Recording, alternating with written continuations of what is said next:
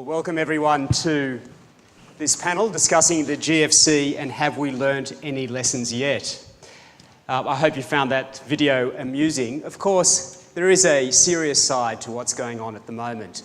Question marks raised over the capacity of various countries in Europe to stay within the Eurozone, the spectre of debt in America, unfunded pension liabilities. Will China maintain its growth? Are these things we should be worried about here in Australia?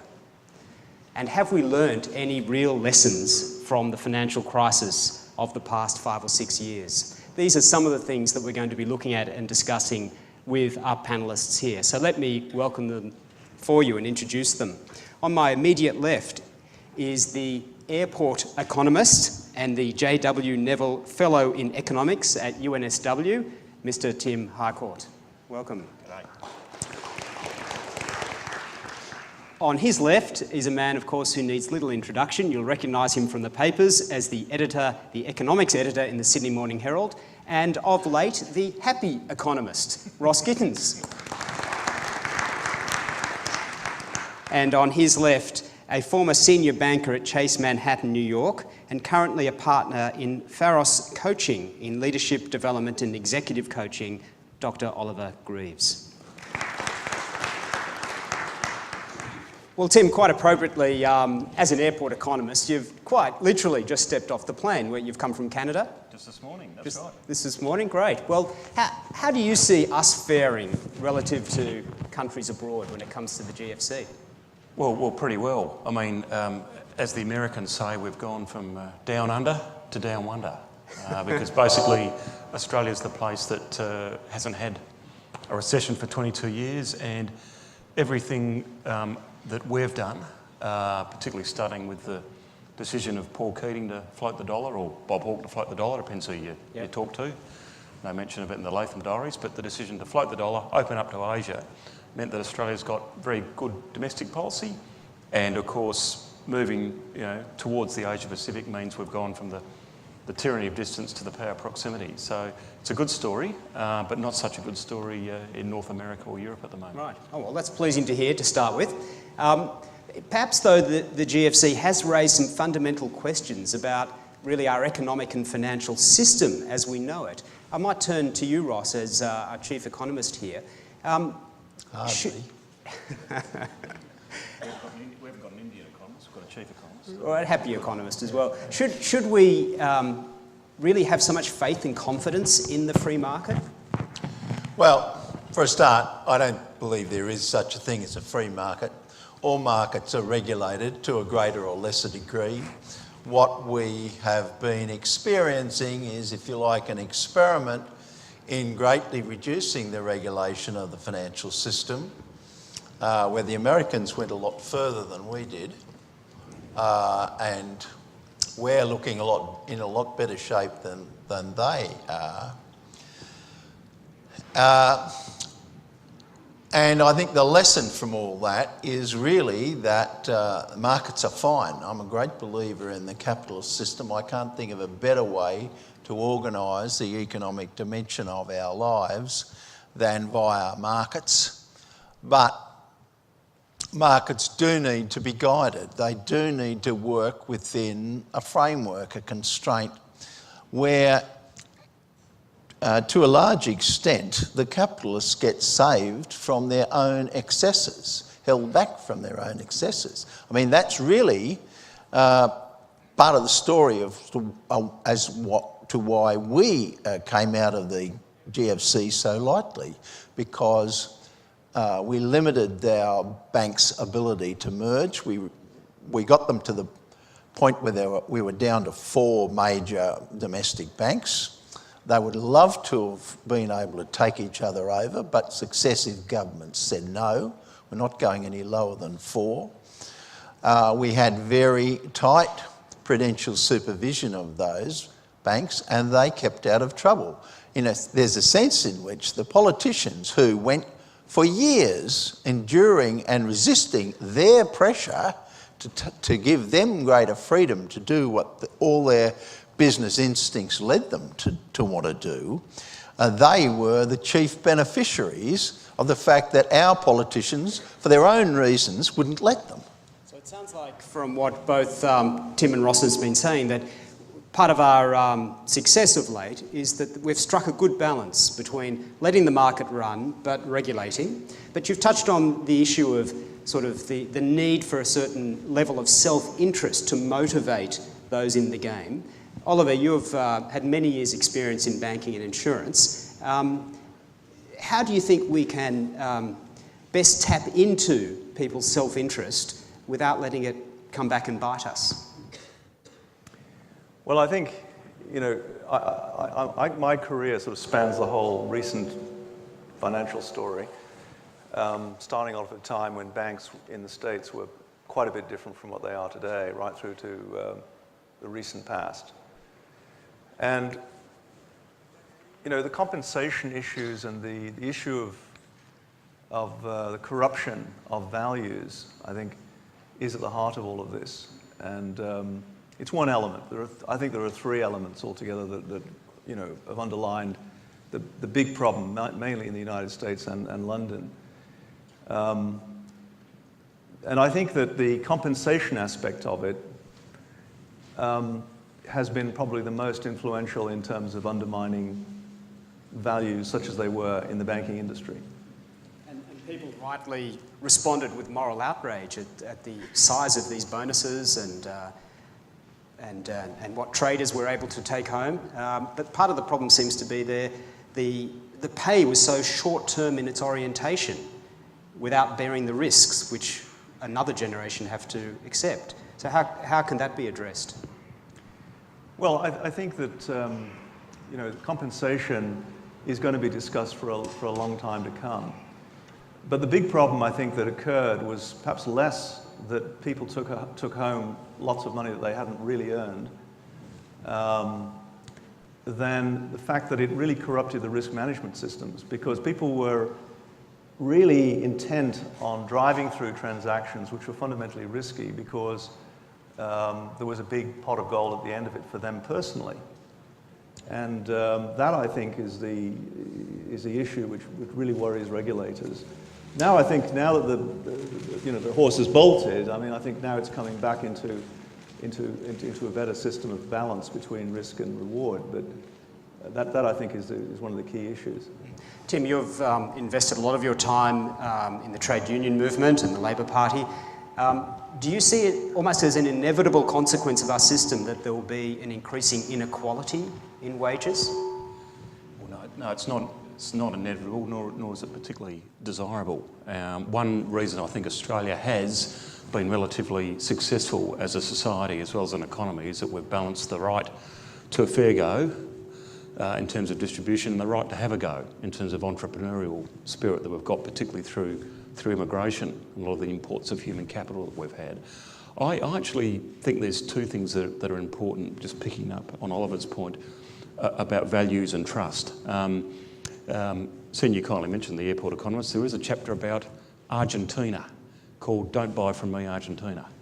And what the book said, what that chapter said was that if you look at Argentina 100 years ago, it was richer than Australia. You know, Buenos Aires was richer than Melbourne. And basically, Argentina had all the same things as us. Great resources, great immigration, basically a strong agricultural economy. And what Argentina did was it lost trust within its banking system. It pegged its exchange rate to the American dollar while we had the float, and it basically defaulted on a lot of its fiscal situation. And you've got a situation now, perhaps summed up when the great Maradona was interviewed, and they said, "What's your proudest moment in your life?" And he said the hand of God when he basically cheated in the World Cup in Mexico. In the same game, he scored the most brilliant goal from the back line, dribbling forward. And I think that was symbolic that if the rationale that you've been able to get away with something, whether it be an executive salary or bonus, rather than doing something quite honourable, says a lot about the values in society. And I think for the most part in Australia, we've had our scallywags here and there, but we've basically built pretty good institutions, particularly in the banking sector. We have a question coming through that I might turn to you, Ross. When it comes to the GFC, who's responsible, the country or the people who are taking out the loans, the people who are the bankers? Who's responsible? I'd spread the responsibility fairly widely. If you take on a loan, a home loan, that you only a moment's thought tells you you'll have great difficulty servicing, then you're responsible for that. You're not a fool. I think you thought that, well, these guys wouldn't give it to me if I'll leave it to them to worry about whether or not I'm creditworthy. And they weren't worrying either.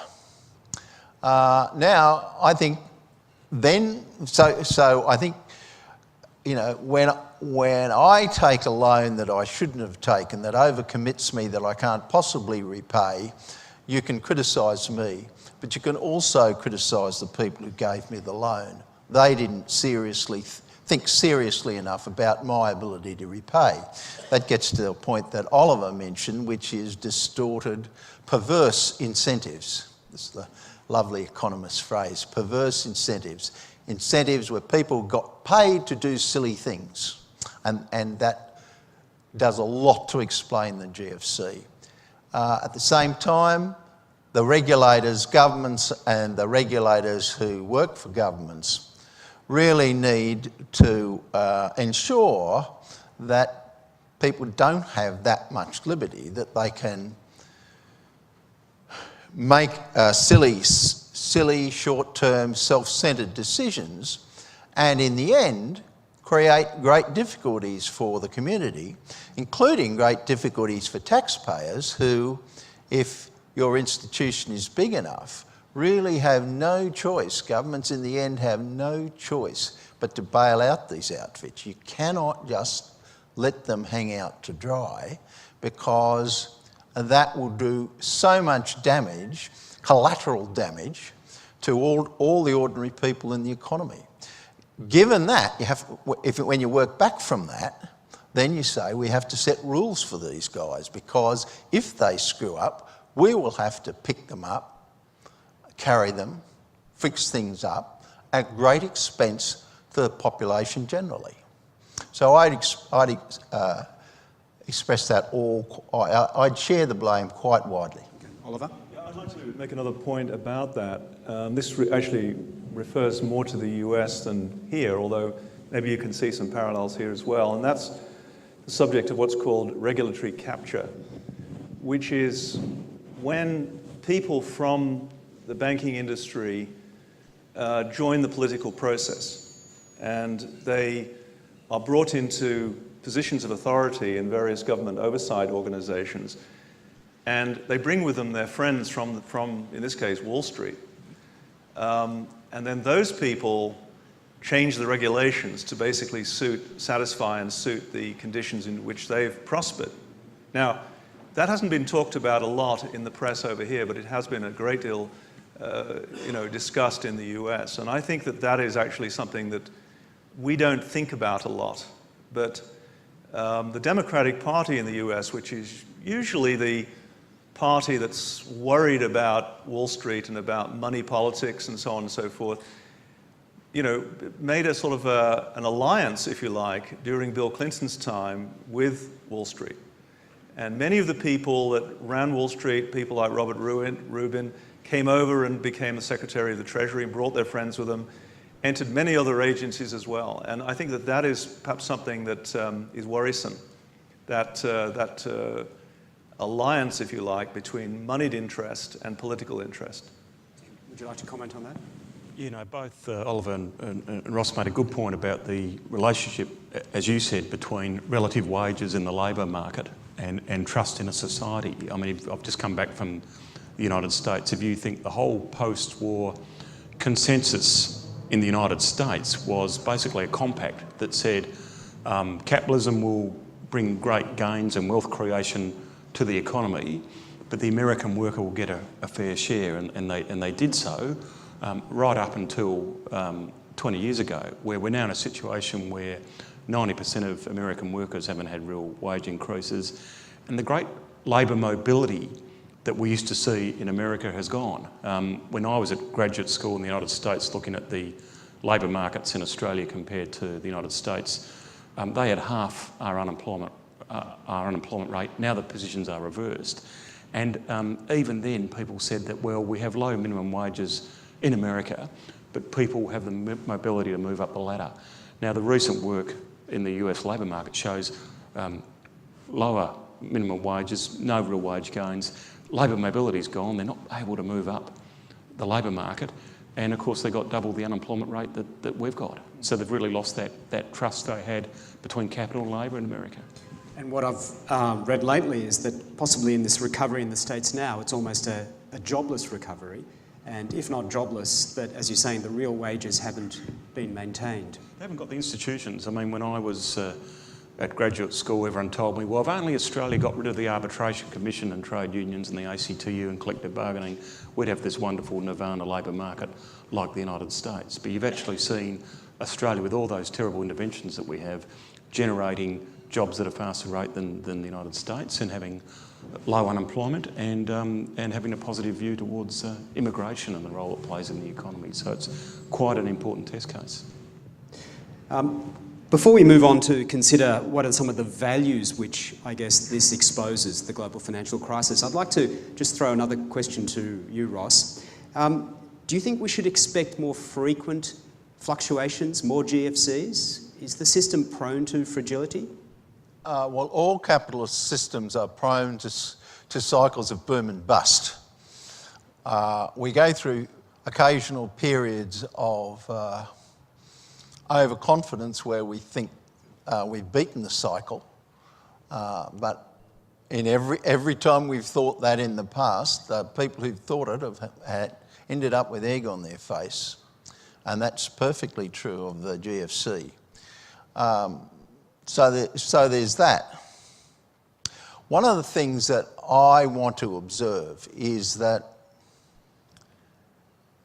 part of the problem when you talk about values, we can talk about incentives. There was so much money there to be gained. I pushed through these really dangerous transactions because I was going to get money up front, and if the thing fell apart, then who knows quite who would be picking up the tab, but probably I wouldn't be picking up very much of it at all.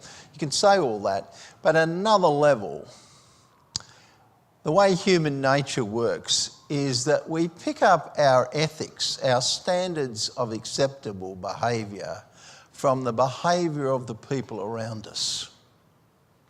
That's the way humans do it, unless, and you know, I look at what I'm doing, and I think it's no worse than what you're doing. That's fine. Everybody does it.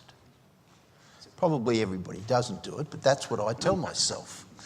What that's really saying is, and that can really lead institutions, groups of people, and the Wall Street bankers would have to be the classic case, to really go off on a kind of ethical tangent where they all thought that all of what they were doing was fine, it was the way the game was played, and they caused great damage, and not so much to themselves as to a lot of other people. And they did a lot of this, as we saw in the movie, with other people's money. That was part of the problem. If we could pick up on this issue of sort of corporate culture, and if I don't mind if I turn it to you, Oliver, as you said, you've experienced banking over many years in different countries. What is it that breeds, do you think, this sort of cowboy mentality? Presumably you can't behave like that at home. This sort of split personality almost. Well, you can, yes. Well, I think, as I said earlier on, you know, if you're paid $200,000 last year and you're paid $1 million this year, something's changed, right? And people naturally begin to feel that the amount of money they're getting paid actually reflects the contribution they're making, which is not necessarily true, right? But I think there's a sort of a deeper issue which goes to the very heart of what banking is about, which is that banking was mainly a principal business. In other words, I as the banker had a relationship with my client. I developed that relationship over many years. I knew their business well. I knew their financial situation well. I knew the character of the owners. and the managers, and I trusted them, right? Now, as soon as you move from that sort of principal sort of banking into agency banking, where I'm not going to keep this transaction on my book, so it's not that, as Ross was saying, so it's not that important as to what the quality of it is. You start thinking less about the people you're dealing with and more about how much money you're going to make out of this particular transaction, how I can move it off the books as fast as I can. That creates in the mind of the bankers a loss of responsibility, a loss of personal responsibility. Combined with large amounts of money in the form of bonuses, that's very ineffective, I think. And that's the heart of what happened over the last 10 years. And it's not a very long time this has been going on for. It's like 10 or 15 years. It's really been... You interrupted me before I got to the point of my sermon. Sorry, please keep going. We've got to do better. As individuals, we have to do better than take our ethical standards from what is everybody else doing around me. Am I no worse than everybody else? You really got to have some kind of higher level from which you determine what is acceptable behaviour for yourself, rather than just being able to tell yourself everybody's doing it. Now, some people would put their own meaning into that higher level. One of the questions I try and ask myself is, would my father behave this way? Sorry, Tim, you seem to want to add to that. I was so inspired by Reverend Gittins that I wanted to pick up. Well, it is true that the film that Ross mentioned, Margin Call, showed the ethical dilemmas and the institutional house of cards that fell down. There's also going to be a new movie out called My Big Fat Greek Debt, coming soon. Perhaps Hollywood can teach us more about the crisis. But I do think values matter, as Ross said, and often you do get it from your parents and grandparents and so on. We were saying out there before, my grandfather was actually training to be a rabbi, but he wanted to be a Bondi lifesaver. He also was an atheist, which he thought made it difficult in his occupation. Yeah. And he actually changed our family name from Harkovitz to Harcourt so he could get in the club. And he said he went from the Goldbergs to the Icebergs. But a couple of things he used to say to me was, one, he became a professional punter, and he said, always back a horse called Selfinterest, because it might not win, but it's always a trier. And the other thing he used to say to me was, they'll go to church on Sunday and they'll rob you on Monday. And unfortunately, there is a split there. Well, they're consistent because he saw people was running self-interest as the way the economy worked. But I actually agree with Ross, because the values you have on Sunday or on Saturday or Friday and the values that you have when you're in the office should have some consistency. And we live in a world of second best, as the economists say, in an imperfect world. But you can have some degree of moral compass to at least guide you most of the time. Moral compass, that's the word. That's the word. Well, I'd like to actually unpack a little bit more what it is that is then really driving this sort of almost, pathological behaviour that we're observing. And I've got a few thoughts that I'd like to toss to you. But really, picking up on what you said, Ross, about the need to have an external reference or a moral compass. When Professor Ian Harper, an economist, gave the 2009 Smith lecture, he quoted a sociologist by the name of Robert Lane, and this is what Robert Lane wrote in his work, The Loss of Happiness in Market Democracies. If your life is driven only by extrinsic motivations, extrinsic goals rather than intrinsic goals, not only will you feel dissatisfied and empty, you'll actually make yourself sick. Self-gratification is ultimately futile. Is that what we're discussing here, do you think? A loss of an ability to find goals worth living for? I think that is highly pertinent to the global financial crisis. I mean, if you're a banker, and we're talking about the global financial crisis, there's a sense in which we're picking on bankers. Bankers are not the only imperfect people in our economy, but they are the ones who screwed up worst in recent time.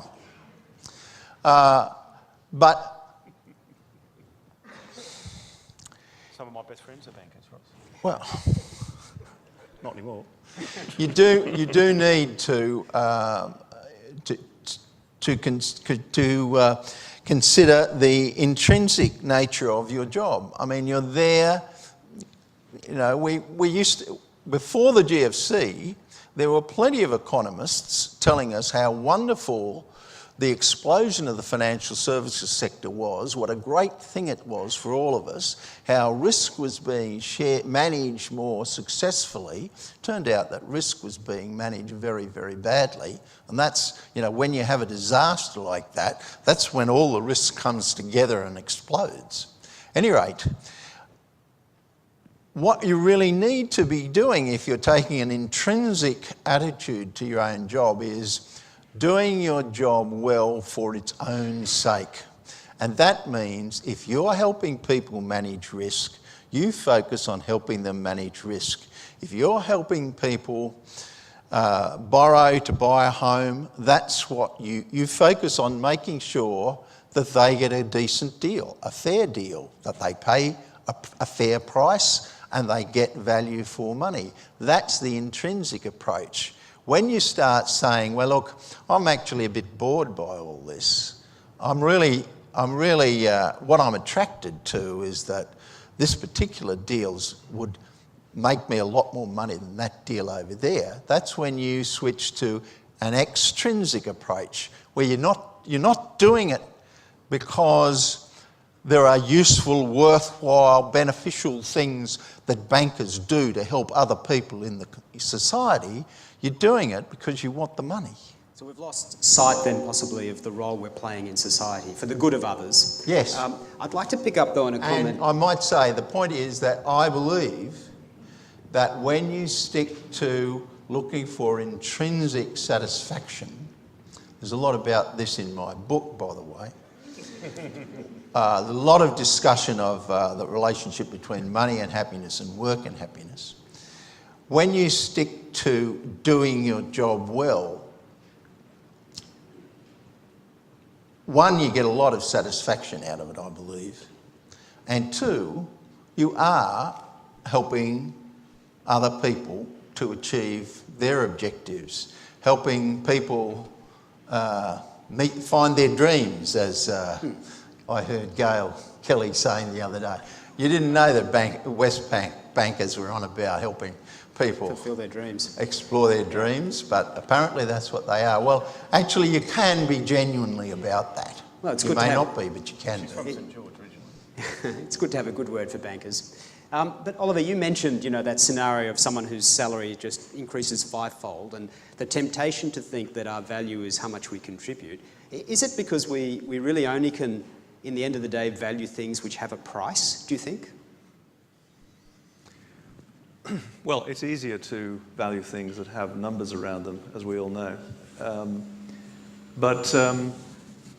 Look, I think part of it is due to the fact that you took a large number of youngish people from the best schools and you pushed them through this sort of factory for how to make money. And it's hardly surprising that they all made lots of money, but at other people's expense. You know, I don't think there's anything unusual in the nature of human beings that happened. And I think, unfortunately, what's going to happen is, or perhaps fortunately what's going to happen is that people realize that banking, by its very nature, in a sense, is a utility.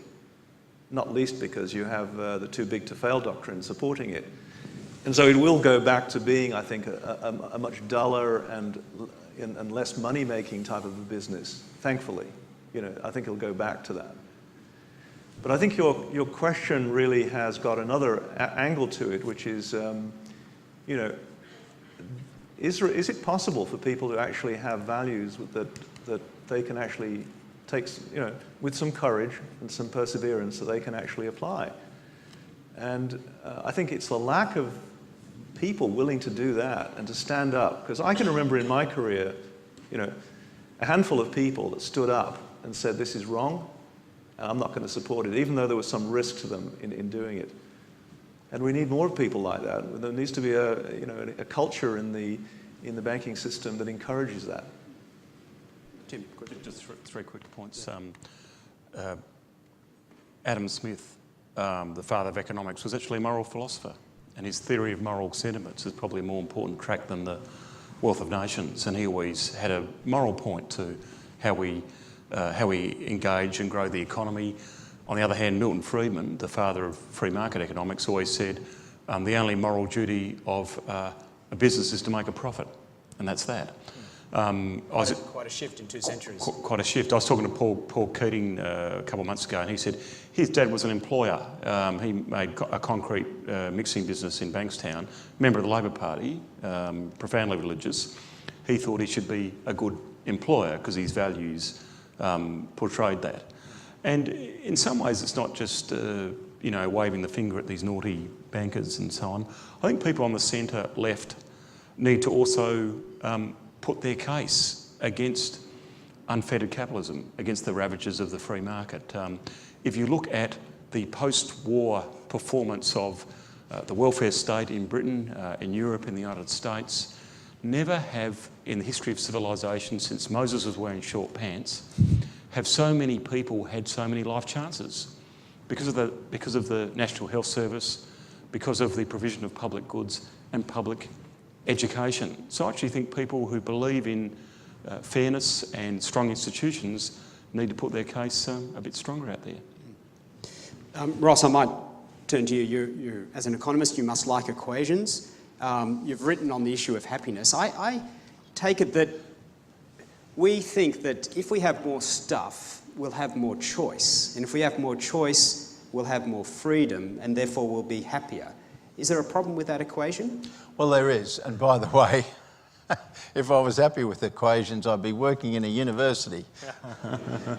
For the money. I'm happy to be in a field of economics where you're only allowed to use words and the occasional number, but definitely no equations.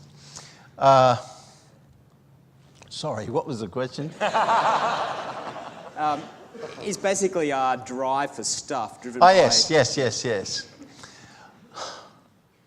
Look, I think it's simpler than your equation.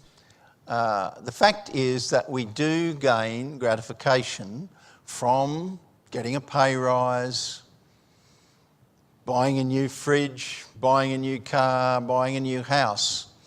The problem with that is that the gratification doesn't last very long. It's fleeting. You get used to the new car, the new house, you get used to your new salary level, and then aspirations take over where you start saying, well, really, if only I had a bit more money, or if only I had a bit bigger house, I'd really be a lot happier. Now, we can go on playing that game all our lives.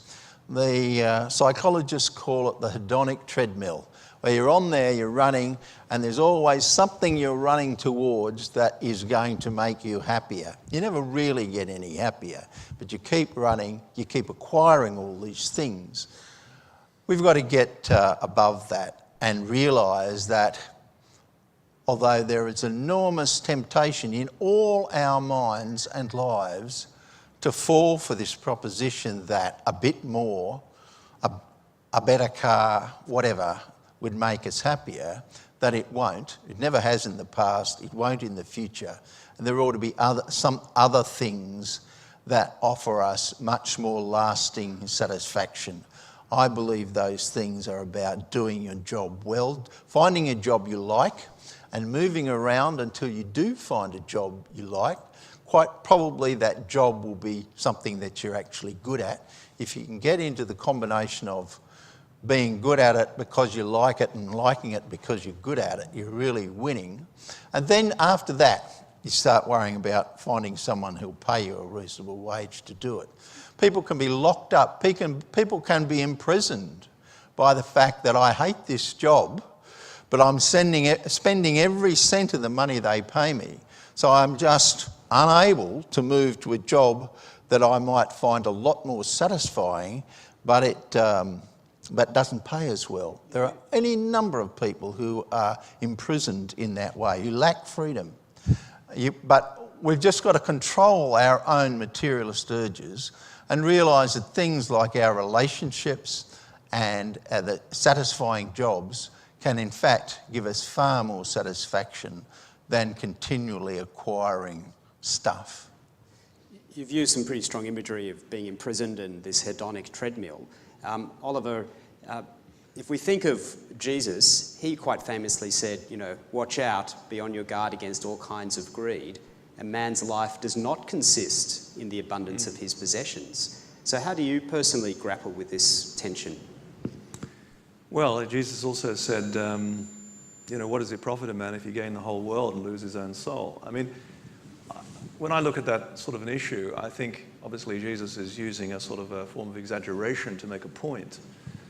And the point he's making is that your life is, as Ross was saying, your life can be empty if all you're pursuing is pleasure.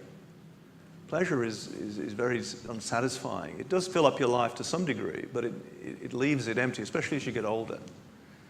And psychologists will always say that, what you need what can fill up a life, and if a full life is a happy life or a satisfying life, a full life, what you can fill it up with is pleasure, which we've talked about, engagement, which is really where your passion lies, or meaning, or a combination of all three. And I think life is such that it is a combination of all three. But I think it's, for me anyway, the issue that changed my life dramatically was when I began to get some meaning in my life. And yes, I was engaged in banking as a young man. I had a fantastic career, working in different countries around the world. I was thoroughly engaged, and I was getting plenty of pleasure too, and stuff. But what really changed my life was when I found the Christian message to be true, and then I began to get a sense of meaning. And that began to change everything, including the way I did my job and my values and so on and so forth. Jesus was a tradie, so he would have done very well in today's labour market. His job wouldn't have been sent offshore to India. And you try finding a Jewish carpenter in the eastern suburbs on a Saturday. He would have done very well, I think. Okay. Well, we're sadly going to need to wrap up our discussion now at this point, and thank you for the questions, some of which we've weaved in. I will ask each of our speakers just for a final word on the issue of, GFC2, what have we learned? So what would be your parting advice? I might go to Oliver and then Tim, and Ross, I'll leave you the last word. So Oliver. Well, I think this has been an exceptional period, this GFC. And I think actually we're very fortunate that it was handled, at the time it was happening, it was handled by people like Bernanke, who really, I think, understood what might happen if things really fell off the spoon. So I think, we will slowly get past it, but it's going to be a very slow process, and the world economy is not going to do well. And Australia is very fortunate in having such a good connection with China. So I think what I'd like to see is a gradual return of banking to being more of a boring utility than a growth stock. Just two things on a macro level. Governments and policy economists can make a difference. In the Great Depression, we cut wages, we fixed the exchange rate, we cut the budget, we put up tariffs, we made the recession a depression.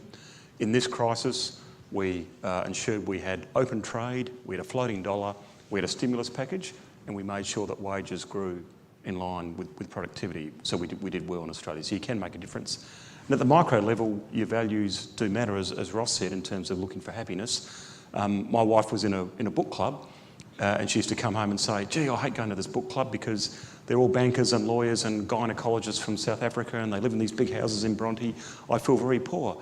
And I said to her, well, the answer is we don't have to make more money, just find a cheaper book club.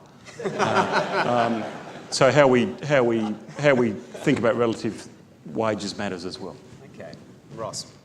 I think one of the big lessons is in many areas, we need balance, not too much of one and too much of the other, finding the right trade-off between the conflicting objectives that we have. I think that's a principle that's relevant for the regulation of banks. I think, have we learnt what we need to learn out of the global financial crisis? I don't think we have. We've learnt some and we've implemented some. But as we're all very well aware, the implications of that crisis have got a lot further to run, and there'll be a lot more lessons to be learnt and things to be done. That's at the government level, but I'm a great believer. I'm never a believer in saying it's down to the individual. If you've got problems, it's all your fault, and you ought to lift yourself up by your own bootstraps. When people say, oh, it's the system, there's truth to that. But I won't go to the other extreme either of saying it's the system, so you bear no responsibility for your part as a cog in the great wheel. And you can just make excuses for all the terrible things in your life because you have no choices. We do have choices. We can influence things. We can't transform them, but we can influence them a bit.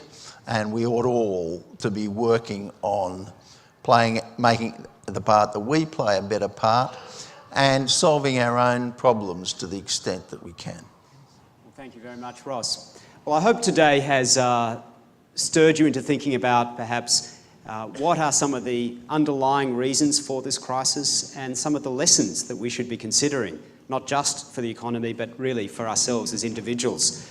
And really this begins a discussion that we're going to be continuing here at the City Bible Forum over the next 4 weeks. You will have received inside your packet that we'll be looking at the theme of reflections on money, power and eternity over the next 4 weeks. Topics such as how much is enough? Are you investing wisely? Can you have it all? And should we rethink the rat race? Those discussions being guided by Al Stewart. So it'd be lovely if you could come. Can I please commend 2 books from our panellists, The Happy Economist from Ross Gittins, that's available at the back, and The Airport Economist. This is just the one copy here, but I'm sure you can find it online. All good airport bookshops. All good airport bookshops. Please join with me in thanking our panellists.